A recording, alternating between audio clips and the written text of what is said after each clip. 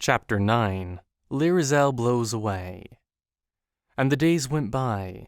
The summer passed over Earl, and the sun that had traveled northward fared south again. It was near to the time when the swallows left those eaves, and Lyrizel had not learnt anything.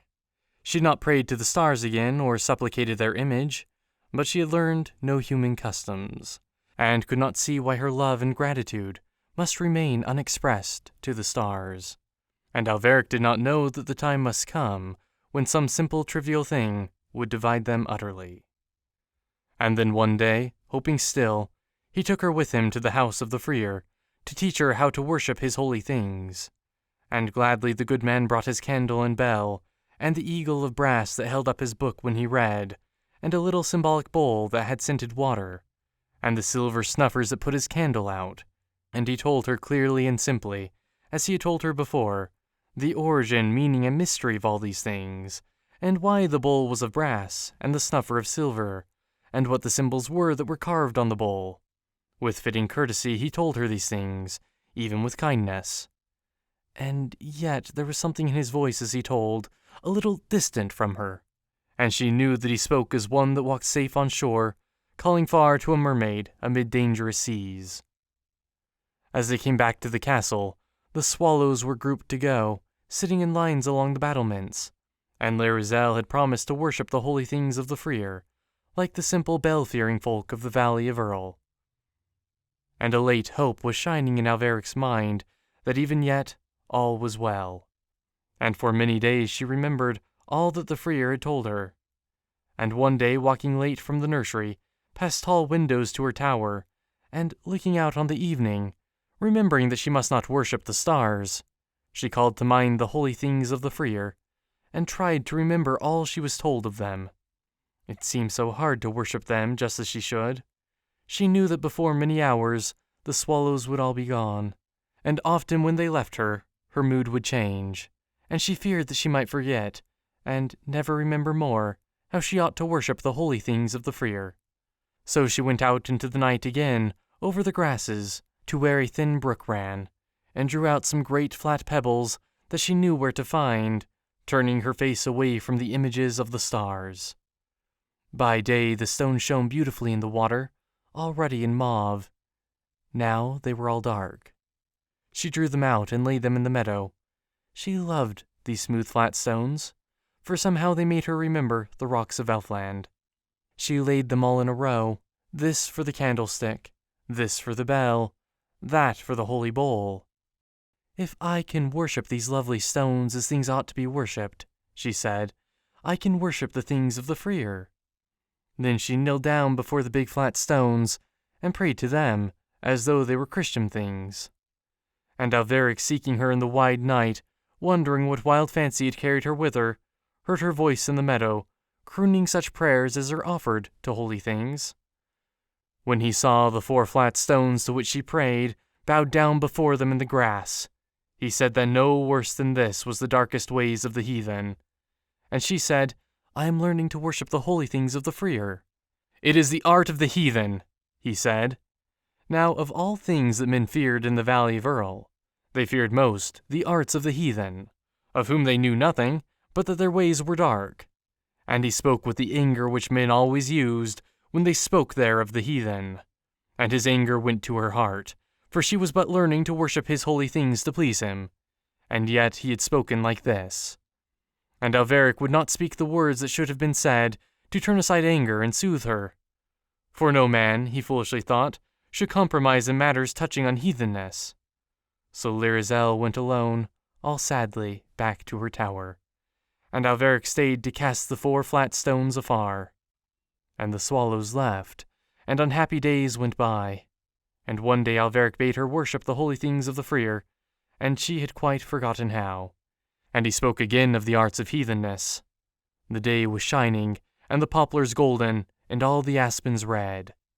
Then Lyrizel went to her tower, and opened the casket that shone in the morning with the clear autumnal light, and took in her hand the ruin of the king of Elfland, and carried it with her across the high vaulted hall, and came to another tower, and climbed its steps to the nursery.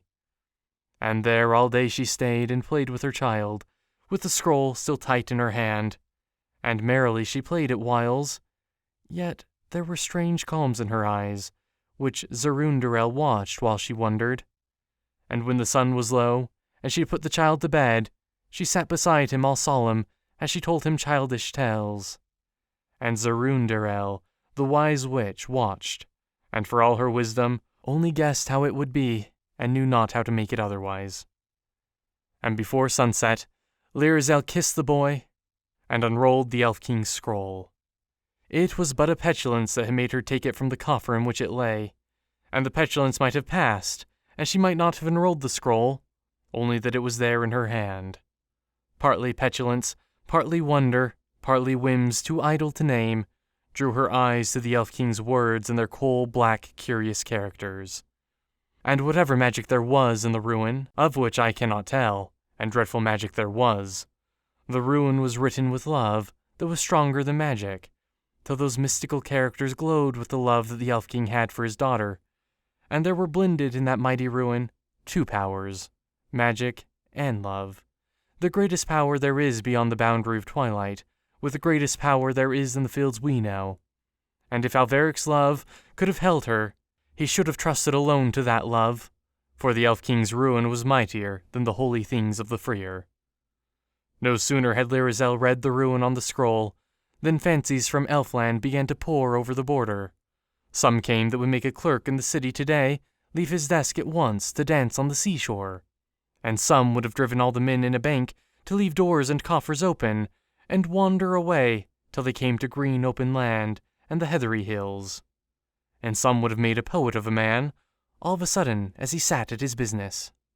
They were mighty fancies that the Elf King summoned by the force of his magical ruin, and Lyrazel sat there with the ruin in her hand, helpless amongst this mass of tumultuous fancies from Elfland. And as the fancies raged and sang and called, more and more over the border, all crowding on one poor mind, her body grew lighter and lighter, her feet half rested, half floated, upon the floor. Earth scarcely held her down, so fast was she becoming a thing of dreams. No love of hers for earth, or of the children of earth for her, had any longer power to hold her there. And now came memories of her ageless childhood beside the tarns of Elfland, by the deep forest border, by those delirious lawns, or in the palace that may not be told of except only in song.